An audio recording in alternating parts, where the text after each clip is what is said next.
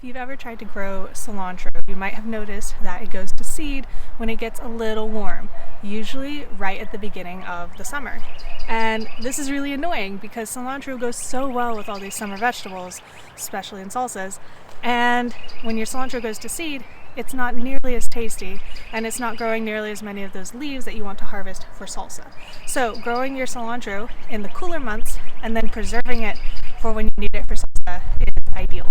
Hi, I'm Rachel. Welcome back to Auxhart Gardening. Today I'm showing you how to harvest your cilantro and then 2 different ways that you can preserve it for use later in the year when all those other great salsa vegetables are ready to harvest. So you can see my cilantro here. It is already starting to go to seed, and you can tell because it has gone straight up rather than bushing out. This stem is much thicker than a normal stem, and you can also see it's branching from halfway up the stem, whereas most of the leaves beforehand were coming from the base. And then additionally, the leaves are starting to get a little stringy, whereas before they were all looking kind of like this. So this is a good sign that your cilantro is about to flower before you even see the flowering tips. And so right now is the time where I have to pick all of my cilantro that I'm going to harvest for preserving. Otherwise, everything else, all this other foliage, is going to die off as the plant continues to suck nutrients to make the flower. When you're thinking about why your plants are doing what they're doing, you have to remember that their number one priority is to make seeds and reproduce. And so the plant doesn't care so much about all that foliage once it is starting to send up shoots for flowers. It needs a little bit to continue photosynthesizing, but it doesn't need a lot. And so what we're going to do is we're going to pull most of the leaves that are not the stringy looking ones, and I'm going to leave the stalks because I want to eventually harvest coriander seeds from this plant. You can see that I'm pulling leaves from the base of the plant wherever I can and leaving the upper leaves. And I'm doing this for 2 reasons. One, because these leaves are going to be the biggest, fullest leaves. And 2, because they are also some of the older, larger leaves.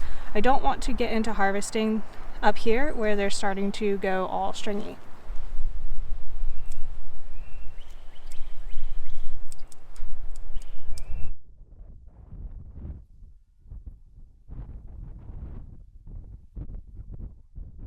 So this is what my plants look like after cutting. I could have probably been a little bit more aggressive with them, but I got plenty of leaves for myself and left plenty of leaves for the plant to be able to make seeds. So the first thing you want to do with anything that you pull out of the garden is give it at least a quick rinse.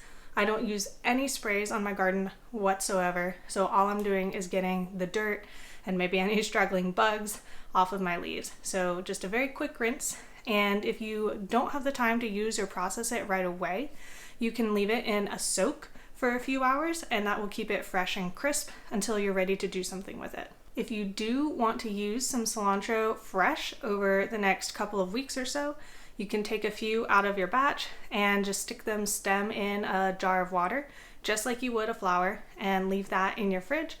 It'll keep it nice and fresh for at least 2 weeks, maybe more depending on how your fridge is. Method 1 for preserving your cilantro is drying. This is the most traditional method, and it's also very easy to do. I am pulling the lower leaves off of the stems because I am going to save them for method 2, but if you were just drying, you would leave those on, and I'm patting it dry as much as I can on the towel before bundling and tying off with a string. And then once I've got all my little bundles, I'm going to hang them up to dry. You need to hang them somewhere where they're going to be very dry, so not a bathroom, not where it's humid, and where they're not going to get a whole lot of light. You wouldn't want to hang your herbs to dry outside.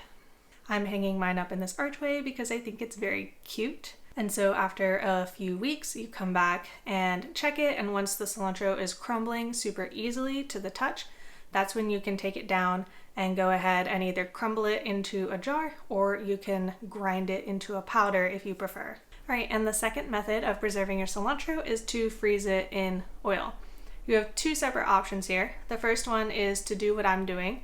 I put all my cilantro into the blender, stems and all, doesn't matter, it's all perfectly edible and tasty.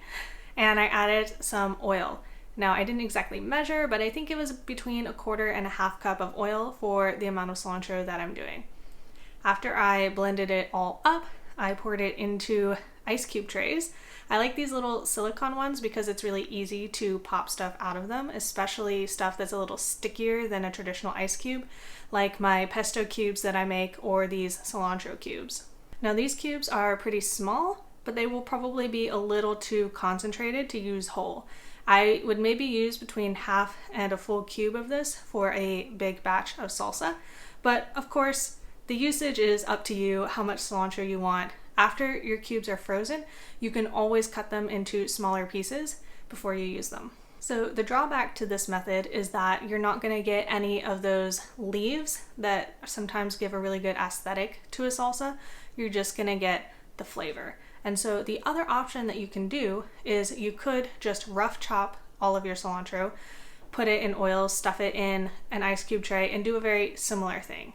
The reason I'm not doing this is mostly because I'm a little lazy and I think blending it all up is just easier, and I'm not really stuck on getting the perfect aesthetic for my salsa. So in addition to just throwing these in your salsa when you're ready to use them, you can also use this for cooking.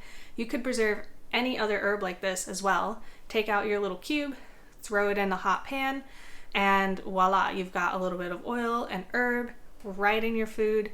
You could throw these in soups, super easy. After my cilantro cubes are frozen, I'm going to want to take them back out of the freezer, pop them out of the ice cube tray, and then put them in a bag.